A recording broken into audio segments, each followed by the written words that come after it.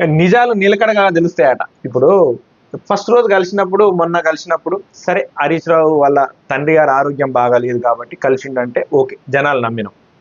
ఈ రోజు కూడా ఆ రోజు కలిసిండు 2 గంటలు ఏదో సుదీర్ఘంగా సీక్రెట్‌గా చర్చించుకున్నారు రాజకీయాలన్నా కూడా ఓకే. కలిసిండు మాట్లాడుకున్నారు అనొచ్చు.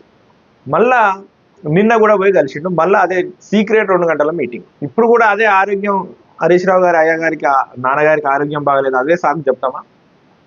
ఇప్పుడు మెడకాయ మీద తలకాయ ఉండి తలకాయల బుర్రున్నోడు ఎవడని నమ్ముతాడా?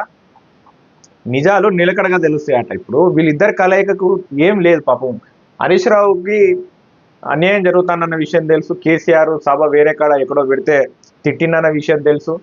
అట్లా కాదని 15 రోజులు అలిగిందన్న విషయం తెలుసు.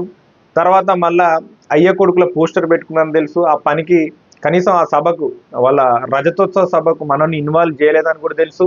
ఆ మీటింగ్ల నాయకుడు మా నెక్స్ట్ వారసుడు కేటీఆర్ అని చెప్పేసి తెలుసు. నిన్నగాక మొన్న ఈ పరిస్థితులన్నీ చూసిన తర్వాత కూడా నేను ఇప్పుడు బీఆర్ఎస్ చీఫ్ ఉన్నాడు కదా, ఒకవేళ కేటీఆర్ కుప్ప చెప్పిన వర్కింగ్ ప్రెసిడెంట్ కాదు రేపు ఐరన్ చీఫ్ చేసినా కూడా నేను పనిచేస్తానని స్టేట్మెంట్ ఇచ్చిన విషయం అందరికి తెలుసు. అరే మీది అంతా బాగానే ఉన్నదిరా నాయన, నా పరిస్థితి ఏందని చెప్పేసి కవిత పెట్టినటువంటి కుంపటే ఈ ఇద్దరి కలయిక కారణం కాదంటారా? ఇప్పుడు కూడా హరీష్ రావు వల్ల ఈ ఆరోగ్యం బాగలేదని చెప్తే జనాలు నమ్మే పరిస్థితి ఉందా? వాస్తవానికి కవితను వీళ్ళు దూరం పెట్టుడే వీళ్ళ కుటుంబంలో ఈ వేరుకుంపటి కారణం. ఆమె స్పష్టంగా ఒక 4-5 ప్రోగ్రాంల ద్వారా తెలిసింది. 11 ఏళ్ళ దాదాపు 11 సంవత్సరాలుగా జాగృతి కమిటీలు లేవు. అమెరికా పోయేటప్పుడు కమిటీలు వేసిపోయింది.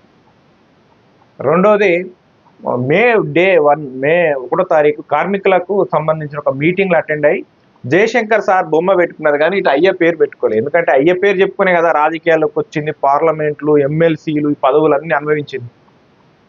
పెట్టుకోలే. మళ్ళీ ఏమన్నది 10 ఏళ్ళు వాళ్ళే అధికారం చేసినప్పుడు తెలంగాణలో ఏం బాగుపడ్డది? ఉన్నోడే బాగుపడ్డాడు. 10 ఎకరాలు ఉన్నోనికి ₹1,00,000 వస్తుంది, 1 ఎకరం ఉన్నోనికి 1,00,000 వస్తుంది, 10,000 వస్తుంది. ఈడ ఏం బాగుపడినట్టు తెలంగాణ? భౌగోళిక తెలంగాణ సాధించుకున్నాం కానీ సామాజిక తెలంగాణ సాధించుకోలే అని ఒక మాట వచ్చిందంటే అది ఎవరిని టార్గెట్ చేస్తున్నట్టుగా? ఎందుకంటే 10 ఏళ్ళు వాళ్ళే ఉన్నారన్నట్టే కదా, వాళ్ళ అయ్యని టార్గెట్ చేసినట్టే కదా. ఇది కూడా మనం గమనించాల్సిందే కదా. ఇప్పుడు వాళ్ళ దగ్గర విపరీతంగా డబ్బులు ఉన్నాయి.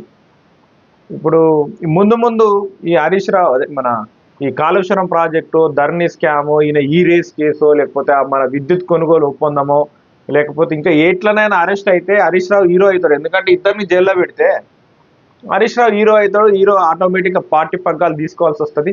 ఆ స్థానం నాకు ఇవ్వండి, నేను చేసుకుంటా. ఎందుకంటే ఫస్ట్ ప్రయారిటీ ఎవరికి? పిల్లలకి ఇవ్వాలి. ఎందుకంటే వాళ్ళకి మొదటి నుంచి వాళ్ళ కుటుంబ పార్టీ. 25 ఏళ్ళు ఆయనే అధ్యక్షుడు. మళ్ళీ ఎస్సీల ఓట్లు కావాలి, బీసీల ఓట్లు కావాలి, మైనార్టీల ఓట్లు కావాలి, అందరు ఓట్లు కావాలి. కానీ పార్టీకి అధ్యక్షుడు మాత్రం వాళ్ళ కుటుంబంలో వ్యక్తులే ఉంటారు. వాళ్ళ ప్రైవేట్ లిమిటెడ్ కంపెనీ అది. అయితే నాయన మీరు రేపు జైలు పాలవుతారు, మరి ఆయన ముందుకు వస్తాడు, చెప్పలేం పరిస్థితులు బాగాలేవు, నాకు ఇస్తే కనుక ఆ స్థానాన్ని నేను భరించుకుంటా అంటే నీ వల్ల పార్టీ నష్టమే తప్ప లాభం లేదమ్మా. లిక్కర్ స్కామ్ అనేది ప్రతి గ్రామాల చిన్న పిల్లాడు అయినా నీ గురించి చెప్తా ఉన్నాడు. నువ్వు వద్దు, నీ వల్ల పార్టీకి నష్టమే, నువ్వు దూరం పో, జర ఆగు, నీకు ఏదో ఒకటి పడేస్తావు అంటే నాకేం తక్కువ, నాకేమైనా డబ్బులు తక్కువ ఉన్నాయా, నాకేమైనా తెలివి తక్కువ ఉన్నావా, నేను ఎందుకు పార్టీ నడిపాను, నాకు కనుక పార్టీలో నెంబర్ 2 నెంబర్ 3 రాకపోతే మాత్రం నేను ఊకునేదే లేదు, నా తడాకా చూపిస్తానని చెప్పేసి కవిత ఆ మాట అంటే ఇప్పుడు మళ్ళీ ముందు ముందు ఎన్ని ఆస్తుల గొడవలు వస్తాయి. ఇప్పుడు అధికారం, పదవులు, పార్టీల స్థానం కోసం ఇట్లా కొట్లాడితే రేపు కేసీఆర్ పుట్టుకున్న తర్వాత ఎన్ని ఆస్తుల గొడవలు రావాలి. ఇప్పుడు ఆంధ్రాలో చూస్తలేము మనం, అక్కడ ఆంధ్రాలో ఎన్ని గొడవలు అవుతాయి జగన్కు వాళ్ళ చెల్లెకు. అట్లనే రేపు భవిష్యత్తులో ఏమైనా గొడవలు జరుగుతాయని ఎవ్వరు వేరుకుంపటి వాళ్ళు పెట్టుకుంటా ఉన్నారు. పైగా గతంలో ఈ లిక్కర్ కేసులో కవితను అరెస్ట్ చేసినప్పుడు వీళ్ళు సరిగ్గా లాబింగ్ చేయలేదని వీళ్ళ అయ్య మీద, వీళ్ళ అన్న మీద, ఆమె గుర్రు మీద ఉన్నది, కోపం మీద ఉన్నది. మీరు కరెక్ట్గా మీరు లాబింగ్ చేయగలిగితే నేను 6 నెలలు ఉండాల్సిన కర్మ ఏంది, మీకు తెలియలేదు, ఎట్లా డీల్ చేయాలనో చేయలేకపోయి, మీరు నెగోషియేషన్ చేయలేకపోయి అన్నటువంటి ఆరోపణ అయితే అదొకటి చేసింది. అయితే అందరి దగ్గర విపరీతంగా డబ్బులు ఉన్నాయి. హరీష్ రావు అయితే పనిమంతుడే పాపం. ఆయనకి ఆ పార్టీలో ఏ పదవి లేదు. అంత పెద్ద లీడరు, నెంబర్ 2 3 కుటుంబానికి కేసీఆర్కి దగ్గర, లబ్బర్ చెప్పుల నుంచి మొదలు పెడితే ఈ పాపం మంత్రి దాకా అక్కడ దాకా పోయిండు మనోడు. ట్రబుల్ షూటర్ అని పేరు తెచ్చుకున్నాడు.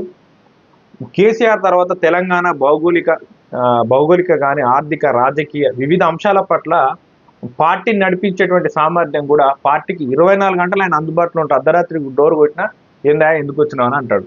అదే మన కేటీఆర్ సార్ 6 దాటితే ఎవరు కనపడడు, ఏడిపోతారో తెలియదు. మళ్ళీ 6 దాటే అందుబాటులో ఉండడట. మరి ఈయనే మరి పార్టీని నడిపేయడానికి అన్ని అర్హతలు ఉన్నాయి, సామర్థ్యాలు ఉన్నాయి, తెలివితేటలు ఉన్నాయి. ఆర్థికంగా కూడా ఆయన నిలబడతా అంటే పార్టీకి పెట్టుబడి పెట్టడానికి కూడా రెడీ ఉన్నారు.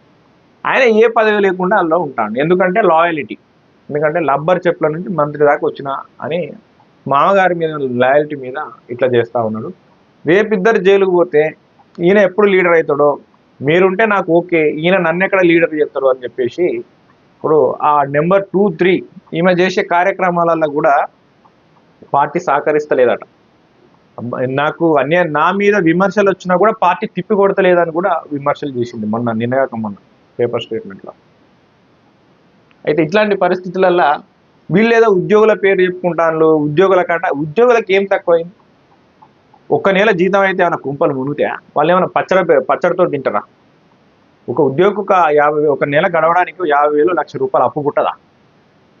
పోనీ వాళ్ళ సమస్యలు ఏమన్నా మొత్తం నిత్యావసర సరుకులకు సంబంధించినయా? నెలకు జీతం 1వ తారీఖు టాంచన పడుతూనే ఉన్నది.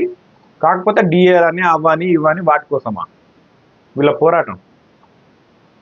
కాదు. ఉద్యోగుల పేరు చెప్పుకొని వీళ్ళు చేసే రాజకీయం ఏంటంటే కవితను ఎట్లా కట్టడి చేయాలి, ఎట్లా ఆపాలి, వర్గపోరుని ఎట్లా ఆపాలి, ఆమె దగ్గర పైసలు ఉన్నాయి పార్టీ పెడతా ఉంటున్నది, నాకు పార్టీలో ఇంపార్టెన్స్ ఇవ్వకపోతే నేను వేరు కుంపడి పెట్టుకుంటా ఉన్నది, దాన్ని మనం ఎట్లా ఎదుర్కోవాలి, ఎట్లా కలుపుకోవాలి అన్నట్టుగా. అది తప్ప వేరే ఆలోచన ఏం లేదు.